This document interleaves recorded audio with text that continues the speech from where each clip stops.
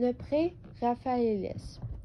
En 1848, 7 étudiants de la Royal Academy of Arts de Londres forment une société dénommée Conféré pré-raphaélisme.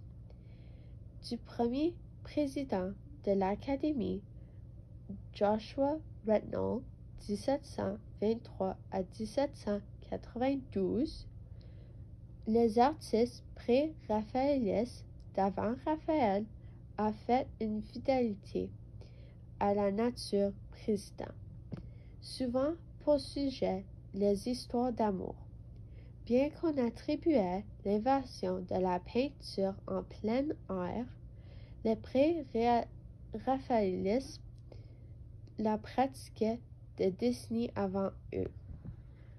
La confrérie avait pour membre fondateur John Everett Mills, 1829 à 1896, Dutch Gabriel Rossi, 1828 à 1882, et William Holman Hutt, 1827 à 1910. Il fut rejoint par Thomas Woodland, 1825 à 1892, Frédéric George Stephen, 1828 à 1807, James Coulson, 1825 à 1881, et William Michael Rusty, 1829 à 1919. L'art primitif italien est nostalgique du Moyen Âge. John Everett Mills passe plusieurs journées sur le bord d'une rivière à peindre la végétation et les fleurs dans la pièce. Comme ses collègues, Mills couvre la toile d'une couche de peinture blanche, à laquelle il ajoute des couleurs superposées avant qu'elles sèchent.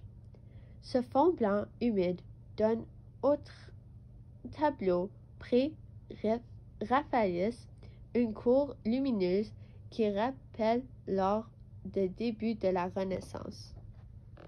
La Dame de Charlotte, 1888, par John William Waterhouse, 1849 à 1917. Ce tableau s'inspire d'un poème d'Alfred Tennyson, 1809 à 1892. La Dame de Charlotte, lui-même inspirée d'une légende. Dans la légende, l'héroïne a passé plusieurs années reculée dans une tour, située sur une île de la rivière, avec tissage pour seul passe-temps. Elle sait qu'elle ne doit jamais regarder par la fenêtre sans qu'une malédiction s'abatte sur elle. Elle regarde donc le monde extérieur tel qu'il se reflète dans un miroir. Lorsque le chevalier Lancelot passe près de la tour en chantant, elle tombe instantanément amoureuse, quitte son métier à tisser et se précipite à la fenêtre. Mais alors, le miroir se brise et elle comprit qu'elle est maudite. Elle quitte la tour, monte dans le barque et descend lentement la rivière pour aller trouver le mort à Camelot. La littérature, l'art et le mélodrame de l'époque victorienne met l'histoire de la Dame de Charlotte ayant bien au-delà d'une simple romance.